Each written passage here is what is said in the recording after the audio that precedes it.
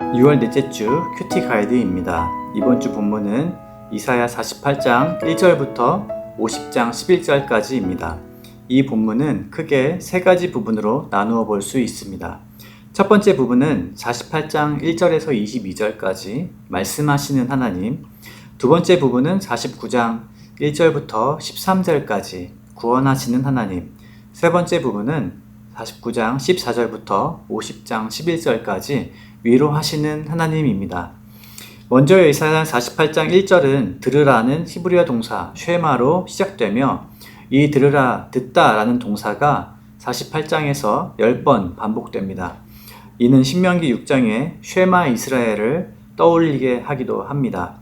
말씀을 들으라고 할 때 이것은 단순히 귀로 듣는 것만을 의미하지는 않습니다. 듣는다는 것은 귀로 들은 말씀을 순종하고 행동하는 것을 포함합니다. 말씀을 귀로 들었지만 순종하지 않는다면 진정한 의미에서는 말씀을 들었다고 할 수는 없습니다. 역사의 주관자이신 하나님께서는 지금도 살아계시며 여전히 우리에게 말씀하시는 하나님입니다. 하나님께서는 성경 말씀을 통하여 자기를 계시하시고 약속을 성취하시는 분이십니다. 본문에서 하나님께서 이스라엘의 진실과 공의 없음을 책망하시지만 하나님 당신의 이름과 그분의 영광을 위하여 그들을 구원할 것을 말씀하십니다. 이 구원은 이스라엘의 의로움이나 자격 있음이 아니라 하나님의 신실하심과 의로우심으로 인해 이루어질 것이었습니다. 그런데 그들을 구원하는 하나님의 방법은 바사의 왕 고레스였는데요. 고레스에 대한 예언은 44장 28절부터 45장에 걸쳐서 이미 살펴보았습니다. 이스라엘 백성들에게는 그들을 구원하시는 하나님이 그 정하신 방법에 대해 인정하고 받아들이는 믿음이 요구되었습니다. 이 부분에 대해 다시 말씀하시는 하나님의 음성을 들으라는 것이지요. 48장 21절에서는 선지자가 다가올 구원을 말할 때 40년간 광야에서 인도하신 하나님의 인도하신 그 장면을 묘사하고 있습니다. 종교개혁자 존 칼빈은 이 본문에 대해서 미래에 대한 의문이 있다면 그들은 과거를 기억해야 한다라고 말하였습니다. 그러나 이사야 선지자는 칠일곱 사건이 과거 하나님의 신실하심과 능력에 대해 기억하게 하지만 하나님이 앞으로 행하실 새로운 방식에 있어서는 과거를 잊어야 한다고 도전하고 있습니다. 지나간 세월 경험했던 은혜에 머물지 않고 앞으로 새로운 방식으로 우리의 가정과 교회를 인도하실 하나님을 신뢰하는 기쁨이 되는 교회 성도님들 다 되시기를 주님의 이름으로 축복합니다. 두 번째 부분은 49장 1절부터 13절까지 구원하시는 하나님에 대한 말씀입니다. 49장은 이사야서의 새로운 단락이 시작되는 부분이기도 합니다. 이 본문에서는 특별히 하나님의 종 메시아에 대한 예언이 등장하는데 그 메시아는 다름 아닌 예수 그리스도입니다. 이사야서에서는 예수님에 대한 예언이 구약 성경 중 가장 많이 기록되어 있습니다. 49장 7절은 이스라엘의 구속자, 이스라엘의 거룩하신 이이신 여호와께서 사람에게 멸시를 당하는 자, 백성에게 미움을 받는 자, 관원들에게 종이 된 자에게 이같이 이르시되 왕들이 보고 일어서며 고관들이 경배하리니 이는 이스라엘의 거룩하시니 신실하신 여호와 그가 너를 택하였음이니라고 말씀합니다. 그리고 2절 말씀을 보면 이 종은 그 입이 날카로운 칼로 묘사가 되고 있는데 이는 말씀의 능력 가운데 하나님의 뜻이 성취될 것을 암시하기도 합니다. 이 부분은 예수님이 하나님의 말씀이시라는 요한복음 1장 1절에서 4절 말씀에서도 잘 표현됩니다. 고레스는 정치와 군사력을 통해 이스라엘 백성을 예루살렘으로 돌아가게 할 수 있을지 모르지만 예수님이 성취하실 회복은 자신의 죽음과 부활을 통해 이루어질 것을 우리에게 말씀합니다. 이 고난받는 하나님의 종은 이스라엘과 온 세상을 위한 구원의 빛으로 오셔서 우주적인 하나님의 구원의 계획을 이루실 것입니다.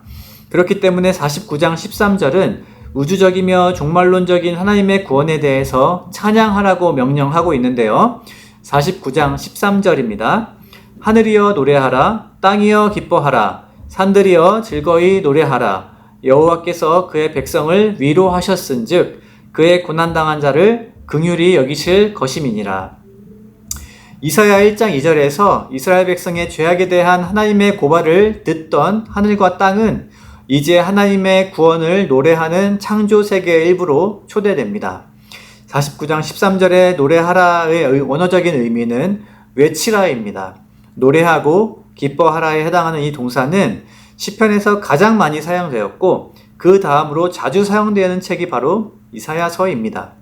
이사야 선지자의 메시지는 인간의 타락과 심판에만 그치지 않고 하나님의 구원은 결국 창조 세계의 찬양을 회복하게 하는 데까지 나아갑니다. 하나님의 구원하심에 대한 피조물의 합당한 반응은 그저 외치고 기뻐하고 찬양하는 것 뿐입니다. 세 번째 부분은 49장 14절부터 50장 11절까지 위로하시는 하나님에 대한 말씀입니다. 하나님께서 종을 보내어 구원하겠다고 끊임없이 말씀하시지만 이스라엘 백성들은 하나님께서 우리를 버리셨고 우리를 잊으셨다라고 믿고 있습니다. 우리는 종종 죄를 책망하시고 꾸짖으시는 하나님께 대해 이들과 같은 마음을 품을 때가 있습니다. 그러나 하나님의 심판은 하나님의 사랑을 나타내기도 합니다. 잠언 3장 11절과 12절은 이렇게 말씀하고 있는데요. 내 아들아, 여호와의 징계를 경히 여기지 말라. 그 꾸지람을 싫어하지 말라. 대저 여호와께서 그 사랑하시는 자를 징계하시기를 마치 아비가 그 기뻐하는 아들을 징계함같이 하시느니라. 때때로 우리가 하나님께 징계를 받을 때 하나님의 사랑도 확신할 수 있어야 하겠습니다.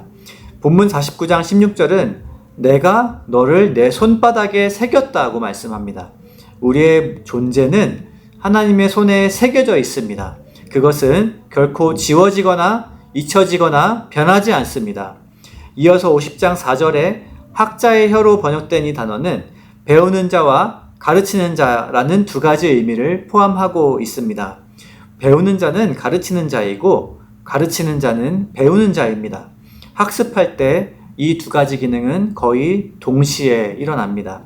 즉 하나님의 말씀을 배워서 세상에 선포하는 소명이 우리에게 있다라는 것입니다. 신앙 훈련을 통해 얻어진 지식이 개인적인 즐거움에만 머물러서는 안 될 것입니다. 하나님의 말씀은 우리의 삶을 통해서 늘 선포되어야 합니다. 이 부르심에 대해서 10절은 우리에게 이렇게 도전하는데요. 너희 중에 여호와를 경외하며 그의 종의 목소리를 청종하는 자가 누구냐? 흑암 중에 행하여 빛이 없는 자라도 여호와의 이름을 의뢰하며 자기의 하나님께 의지할지어다. 아멘. 6월의 마지막 주가 시작되었습니다. 2024년에 지나간 6개월을 돌아보아 말씀하시고 구원하시고 위로하시는 하나님의 은혜를 고백하시면서 시작된 한 주도 기쁨으로 살아가시는 기쁨이 드는 교회 모든 성도님들 다 되시기를 주님의 이름으로 축복합니다. 하루하루 개인의 기도 제목과 더불어 공동체의 기도 제목을 놓고 함께 기도해 주시기를 바랍니다.